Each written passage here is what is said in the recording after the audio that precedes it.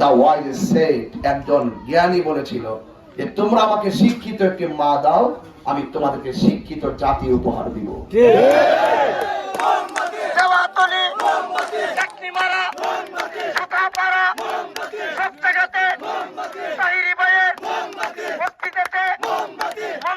আমার পাশে যিনি দাঁড়িয়ে আছেন, দুই পাশে দুইজন, ওনাদের আজকে উৎসব আছে, পুজো উৎসব থাকতে পারে, আরো অনেক উৎসবগুলো আছেন, তারা পালন করতে পারে। আমি কিছুক্ষণ পরে মসজিদে চলে যাব। এই যে কেউ মসজিদে যাবে, কেউ মন্দিরে যাবে, এটাই বাংলাদেশ। এটাই বাংলাদেশ, যেখানে কোনো হিংসা থাকবে না, নিন্দা থাকবে না, কোনো বিদ্বেষ থাকবে না। এই সম্প্রীতির কথাগুলো দীর্ঘ 5টি বছর ধরে আমি বলে আসছি। বলতে বলতে এমন একটি জায়গায় এসে আমি উপনীত হয়েছি দাঁড়াগাঁও। আমি যে কনসেপ্টটা ধারণ করি, সনাতন ধর্মী যারা আছেন তারাও সেই কনসেপ্টটাই ধারণ করে। আর যখন উভয়ের কনসেপ্ট যখন মিলে যায়, তখন একটা ঘর, একটা সমাজ, একটা রাষ্ট্র সুন্দর হয়ে যায়, ঠিক না? এই জন্য এই দাঁড়াগাঁও আমি কিছুক্ষণ পরে চা বাগানের দিকে যেতে পারি। তো আপনারা জানেন যে দেশটা তো সবার, দেশটা কি সবার না? এই দেশে কোনো বৈষম্য থাকবে না। আমাদের চা বাগানের চা শ্রমিকরা তারা দিন রাত যে পরিশ্রম করে, তাদের কণ্ঠের কান্নার আওয়াজ আমার কানে পৌঁছেছে এবং সেই কান্নার আওয়াজটা হৃদয়ে ধারণ করে রেখেছি। আপনাদের সমর্থন, আপনাদের দোয়ায় যদি অপার কৃপা হয় আমার উপরে, দয়াল যদি আমার মনিব যদি দয়া করে, তাহলে ইনশাআল্লাহ কথা দিয়ে যাচ্ছি, চা শ্রমিকদের যে সমস্যাগুলো আছে সেই সমস্যাগুলো স্থায়ীভাবে প্রথম সমাধান করবেন।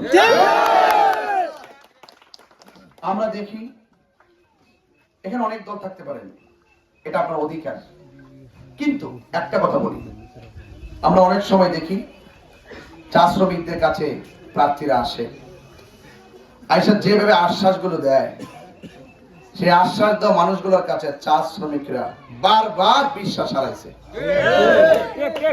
বারবার প্রতারণার শিকার হয়েছে।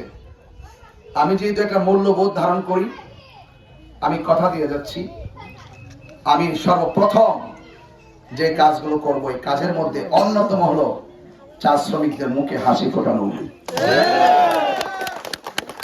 তাদের পারিশ্রমিক থেকে শুরু করে, শিক্ষা থেকে শুরু করে, চিকিৎসা স্বাস্থ্য থেকে শুরু করে, অবকাঠামোর উন্নয়ন থেকে শুরু করে প্রত্যেকটি কাজ আমি ইনশাআল্লাহ করব। পাশাপাশি অনেকে বলে যে 12 তারিখে নির্বাচন হোক, তারপরে দেখুন 12 তারিখে নির্বাচন পরে অ্যাকশন নিবে, অনেকে বলেন এরকম। তোমরা যদি আমাকে সমর্থন না দাও, তাহলে 12 তারিখের পরে অ্যাকশন নিব। এটা রাজনীতির ভাষা হতে পারে না। যারা আমাকে ভোট দিবে সেও আমার, যারা আমাকে ভোট দিবে না সেও আমার। আল্লাহ যদি আমাকে দয়া করে, আপনাদের আশীর্বাদে যদি আমি আসতে পারি, আমি কথা দিচ্ছি যে আপনারা দরজা করে ঘুমাবেন, আপনাদের পাহারাদার হয়ে থাকবেন ইনশাআল্লাহ। আর কোন ধরনের হুমকি, কোন মামলার ভয় আপনারা আতঙ্কিত হবেন না। কারণ আমি মোমবাতি প্রতীকে নির্বাচন করতে আসছি, লেভেল প্লেইং ফিল্ড ঠিক রাখার জন্য আইনিভাবে যত ধরনের পদক্ষেপ আছে, সকল পদক্ষেপ গ্রহণ করে আপনাকে নিরাপত্তা দেওয়া হবে ইনশাআল্লাহ। আমি আপনাদের পাশে আছি। যারা বলে 12 তারিখে ভোট না দিলে 12 তারিখের পরে দেখব, যদি কেউ নির্বাচন হওয়ার আগেই যদি বলে যে 12 তারিখের পর দেখবে, তাহলে এই যে একটা আচরণ, মানুষকে হুমকি দেওয়া, জনজীবনকে অতিষ্ঠ করা, মানুষকে নিরাপত্তাহীনতায় ফেলে দেওয়া, মানুষকে ভয়ভীতি দেখানো, এটা প্রকৃত রাজনীতিবিদের আদর্শ নয়। তবে একটা কথা দায়িত্বহীন কণ্ঠে বলি, আপনারা যারা মোমবাতির সমর্থক আছেন, আপনাদেরকে ফুলের টোকা দেওয়ার আগে 100 বার চিন্তা করতে হবে। কেন? আপনারা কাউকে আঘাত করেন নাই, আপনারা কাহার উপরে জুলুম করেন নাই, আপনাদের পক্ষে হাজার হাজার মানুষ আছে, আমি আছি। আপনাদের সার্বিক যত সমস্যাগুলো আছে, যত ভয়ভীতির বিষয়গুলো আছে, সবগুলো দেখেই আমি আপনাদের পাশে ছিলাম, আছি, থাকবো সুখে দুঃখে।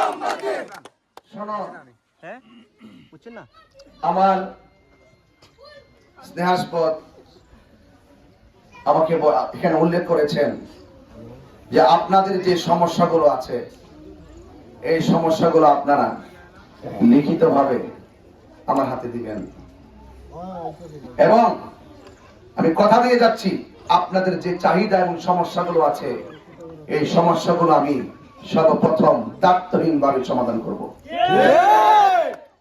আমার চোখে যা দেখে এসেছি সেগুলো আমি নিয়ে গেলাম। অভ্যন্তরীণ যত সমস্যাগুলো আছে আপনারা আমাকে লিখে দিবেন, তুলে দিবেন, কারণ এটাই নিয়ম।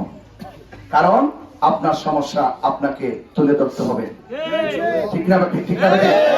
আর সকল সমস্যার সমাধানগুলো রাষ্ট্রীয় বাজেট গুলো যা দেওয়া হবে, যদি আসতে পারি, প্রত্যেকটা বাজেট সুষম বন্টন নীতির আলোকে চা শ্রমিক থেকে শুরু করে মেহনতি মানুষ থেকে শুরু করে এবং প্রত্যেকটা আপামর জনতার যত কাঙ্ক্ষিত সমস্যাগুলো রয়েছে, সকল সমস্যাগুলো সমাধান করাই হলো আজকের দাঁড়াগয়ের আমার প্রতিশ্রুতি।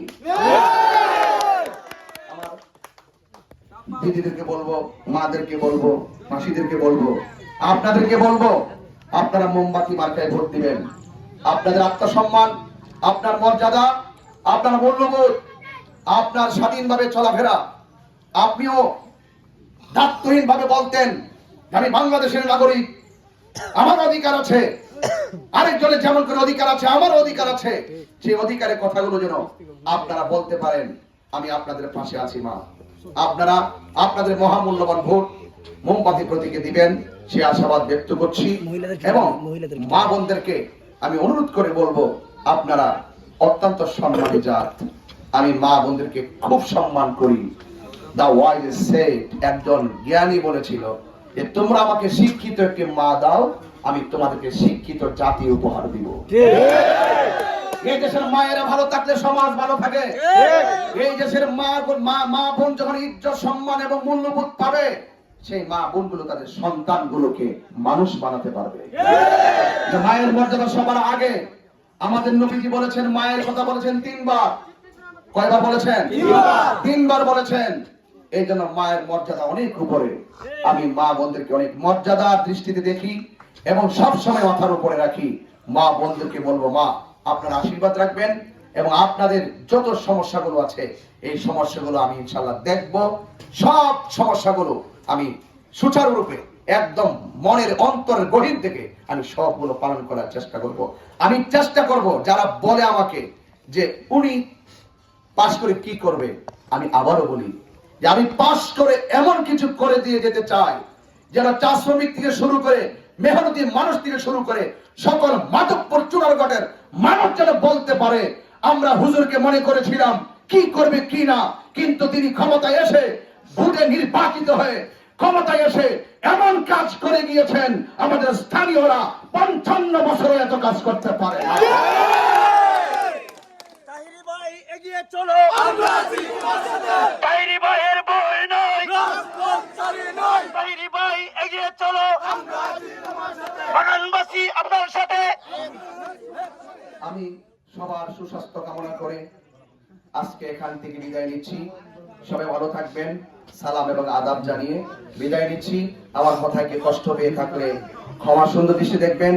জয় হোক মেহনতি মানুষের, জয় হোক চা শ্রমিকের, জয় হোক মোমবাতি প্রতীকের। সবাই ভালো থাকুন। জয় হোক।